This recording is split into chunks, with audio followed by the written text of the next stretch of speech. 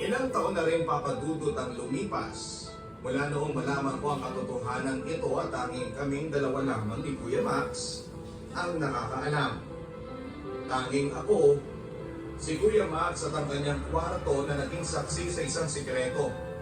Kaya pala gano'n na lamang ang galit nito noong malamang may relasyon kami ni Edmond. Kaya pala gano'n na lamang ang pagtatanggol niya sa akin sa aming mga magulang.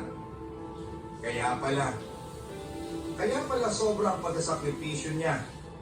Akala ko ay dahil mahal ako nito dahil ako lang ang nag-iisa niyang kapatid. Yun pala ay iba.